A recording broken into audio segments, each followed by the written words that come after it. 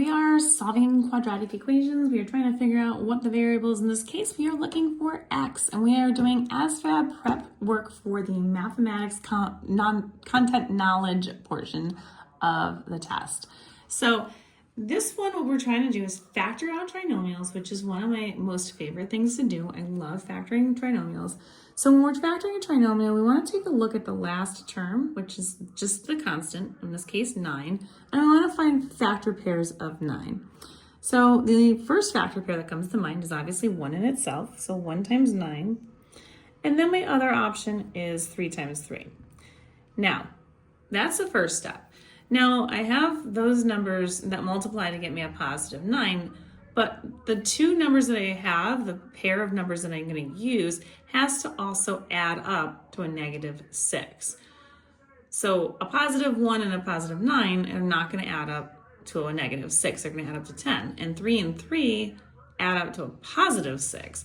So I also have to think of all of the negative times negative numbers, because negative times a negative also will get me a positive 9.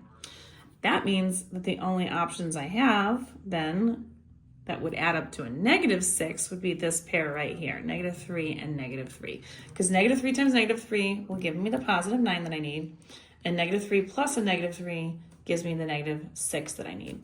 So now I have that set up. These are x's, so I set my binomials up, x, and then I take the minus 3, and then times x and a negative 3 again, and this is going to be equal to 0. Now, because the binomials are exactly the same, I don't have to do two different separate calculations here. I'm only going to need to do one, and that is just going to be x minus 3 equals 0, because they both are going to be x minus 3 equals 0. So I'm just going to do opposite operation, add 3 to both sides to get x by itself, which I will get as a positive 3. And so my answer is only going to be one answer. That means that my quadratic is only going to hit the x-axis at a positive 3, and that's your finalized answer.